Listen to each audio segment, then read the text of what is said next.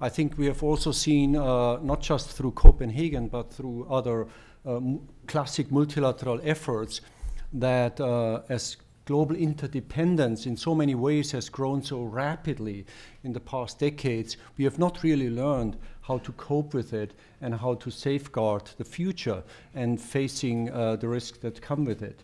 I would subscribe to Ian's political hit list to a large extent. I would add that on the economic market side, I think we face the real risk that the collective willingness to sustain openness is increasingly being questioned.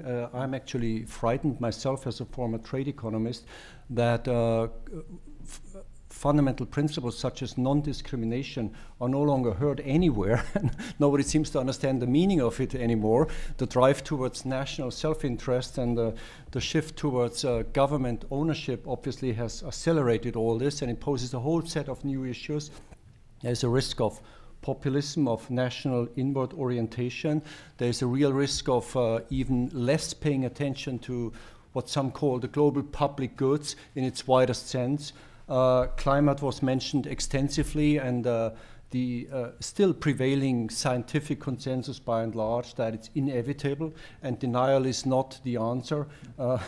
We have to face that issue at some point. So I see it more from a market perspective in that angle, and I'm extremely worried. I think the catchphrase I would throw out there is we have moved into a new era of uncertainty, and the dimensions of uncertainties have taken on both systemic and country-specific articulations, but they seem to go in certain waves that are almost a reaction to the past couple of decades.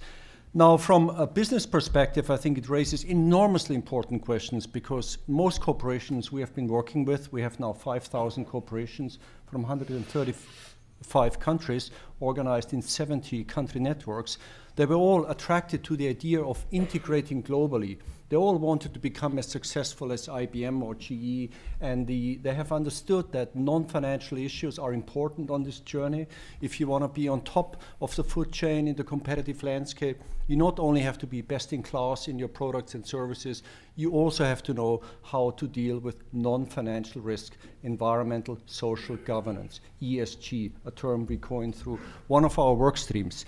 Now, I think most corporate leaders are actually sleeping at the wheel currently, because they assume that the next decade will unfold like the past 2 decades have, with access to markets, with multilateral support behind the scenes, and so forth. But most corporations have gone down that pathway so far already on global integration that I would argue the future viability of markets to perform and to diffuse solutions, which I consider absolutely important on the climate front and on everything else that comes with it, is actually at risk. Because if this system of openness and is not sustained in its broadest sense, then all the old models, including at the micro level of integration, obviously may not work anymore.